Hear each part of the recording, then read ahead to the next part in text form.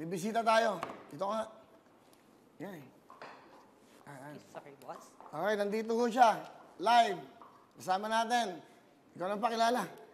Mga kapuso, mga katutog tuwi, please welcome, of course, ang nawala pero nandito ngayon, Super Tekla!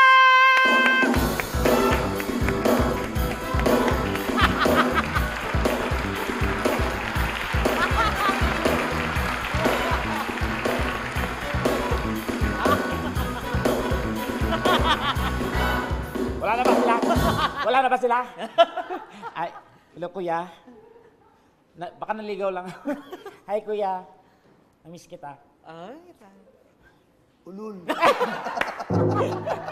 Naiyak.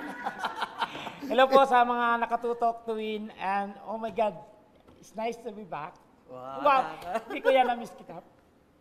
Hello po sa inyong lahat sa mga nakatutok.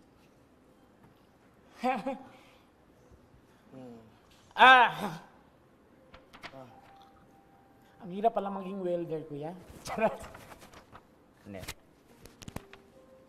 Welcome back. Thank Basta you ka po. na. Okay naman, kuya. Tol, kailangan lumaban. Hindi pwedeng bumitaw.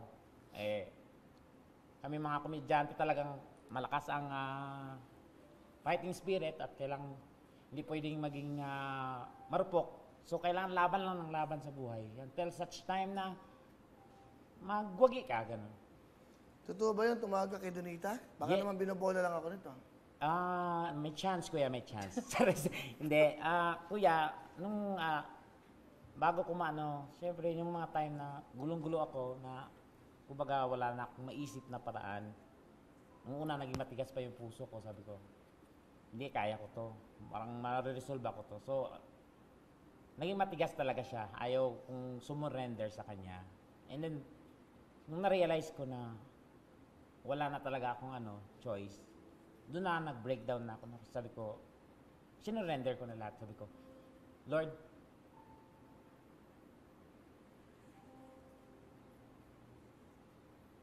yung kuya ba, yung time na walang-wala ka nang magagawa, you have to surrender everything. Sabi ko, tulungan mo ako. Sino ang taong makakatulong sa akin? And then, matagal pa kuya, mga 2 araw niya pa sinagot yung yung dasal ko. Yung, ito po, Sige lang. wala akong buhok kuya eh. Okay lang. Kuya, makikita mo ninuno mo kuya. Ito po talaga yung reel ko. Yan. So, hindi na po ako komedyante ngayon. So, isang ganun pala talaga kuya pag may pagdadaanan ka. So, mawawala yung pagiging format ng comedy mo. So, you have to be serious sa lahat ng mga pagsubok na madadaanan mo sa buhay. Pero, sabi ko sa kanya 2 days pa na bago, sabi ko, Lord, bigyan mo ako ng sign kung sinong taong makakatulong sa akin.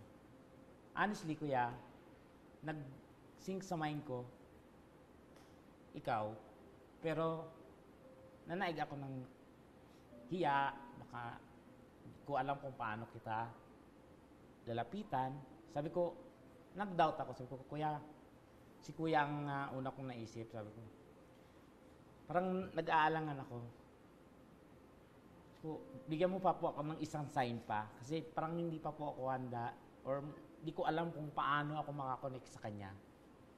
And then, tamang-tama bumalik si Donita. So, sabi ko, this is the right chance, kuya. Sabi ko, siguro, through Donita, parang nagbalik lang din ho dati na yung saan po ako nagsimula at nakilala,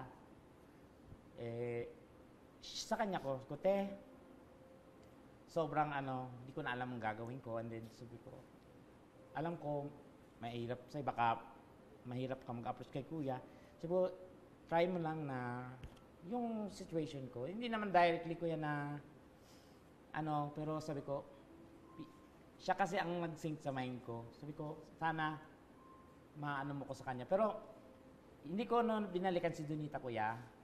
Hinayaan ko na. Sabi ko, kung we will ni God na si kuya, gagawa ng paraan. Siguro mga after 4 days, magwa 1 week na, hindi ko na siya inano. So, gumawa na din po ako ng paraan. Hindi po ako nag-aatubili kasi Sa katotohanan po yan, nasa bingit po ng peligro ang aking little boy na nakipaglaban ngayon sa kanyang sitwasyon, sa masilang sitwasyon niya na sa panahon ngayon, alam ko na ayaw ko dapat maging emotional, kuya. So, kasi alam ng lahat ng mga, of course, karamihan sa atin nakakaranas talaga ng matinding hirap at gusto ko i-portrait yung pagiging ako, kuya, maging comedian. Pero ang hirap pala, sobrang hindi mo mailabas yung tunay na ikaw.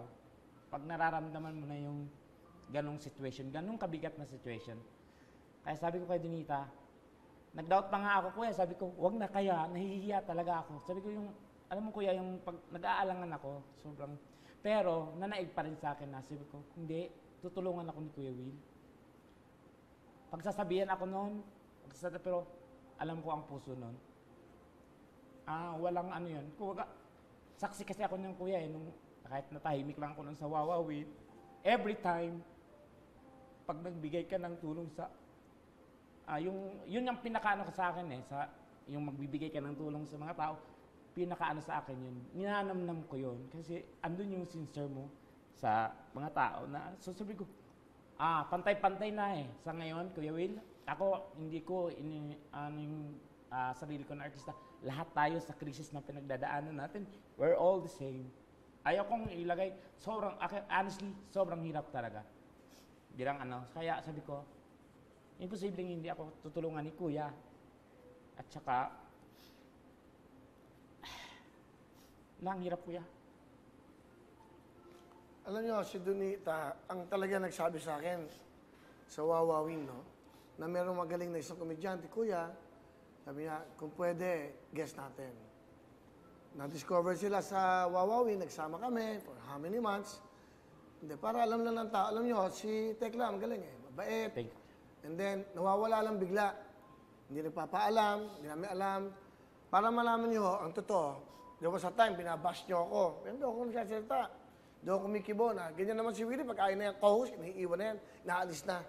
Wala ho akong tinanggal na co-host, nakasalanan ko. Lagi hong may rason, nawawala sila, umaalis, nag-abroad. At there was a time, para alam ng tao, no? Para alam nyo, nagte-taping kami, wala ho si Tekla, magsisimula na kami. And then, nalaman ko na tutulog.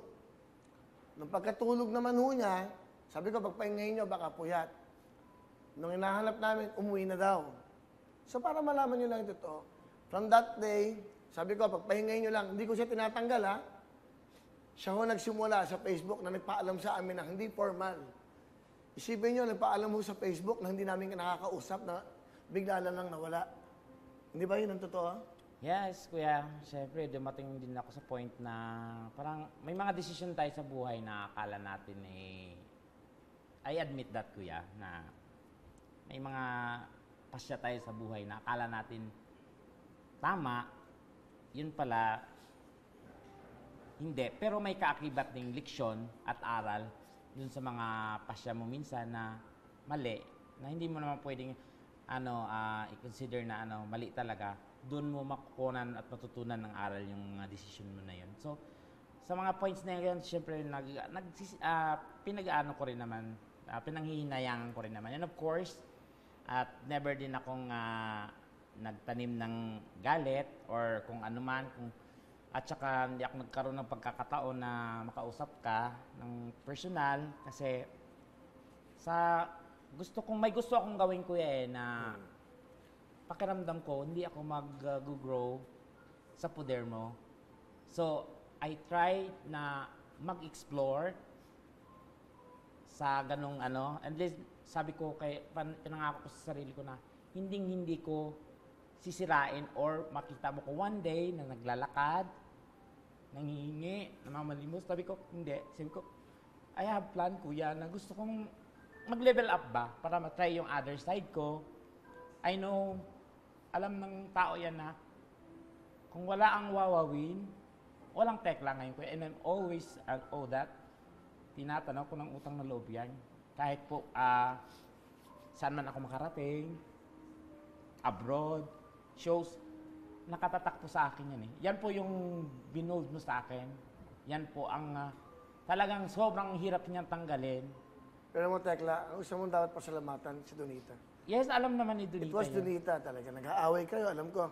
Pero alam niyo mga kababayan, minsan sinasabi niyo, tinatanggal ko mga co-host. You ask all the co-hosts kung sino ang naging may problema. Never ako nagtanggal na walang dahilan. Ako laging for the show. You have to be professional pag nagtrabaho kayo sa akin. Kasi itong means of living natin.